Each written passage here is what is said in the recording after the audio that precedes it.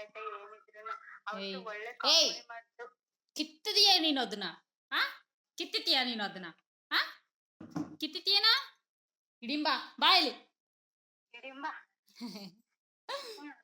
ಚಿಮ್ಮಿ ಏಯ್ ಹಾ ನೋಡ್ ಚಿಮ್ಮಿ ಅಂದ್ರೆ ಹೇಳು. ಬರ್ತದೆ.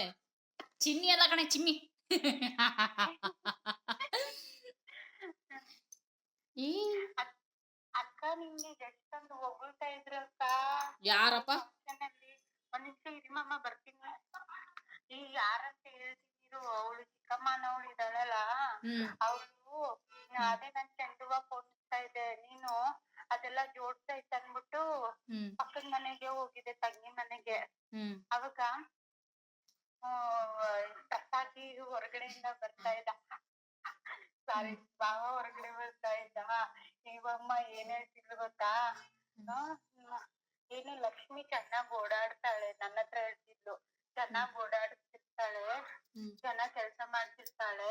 ಹ್ಮ್ ಅದಕ್ಕಂತಾನೆ ನಾನು 1 ವಾರಕ್ಕಿಂತ ಮುಂಚೆ ಕರ್ಕೋತೀನಿ ನನ್ ಮಗಳು ಮದ್ವೆಗೆ ಓಡಾಡ್ಲಿ ಅಂತ. ಓಡಾಡ್ಕೊಂಡ್ ಎಲ್ಲಾ ಕೆಲ್ಸ ಮಾಡ್ತಾಳಂದ್ರೆ ಇವೆಲ್ಲ ಲಕ್ಷ್ಮಿ ಅನ್ನೋದು ಕೇಳಿಸ್ಕೊಬಿಟ್ಟ ಅಲ್ಲಿ ಬಾಕ್ಲ ಹತ್ರ ಇರ್ಬೇಕಾದ್ರೆ ಏನು ಅಂತ ಬಂದ್ಬಿಟ್ಟು ನಿಂತ್ಕೊಂಡ. ನನ್ ಕೂತಿದ್ನಲ್ಲ ಆ ಬಾಕ್ಲ ಮುಂದೆ ನಿಂತ್ಕೊಂಡಾಗ ಅವಾಗ ಲಕ್ಷ್ಮಿ ಹಿಂಗ್ ಓಡಾಡ್ಕೊಂಡ್ ಕೆಲ್ಸ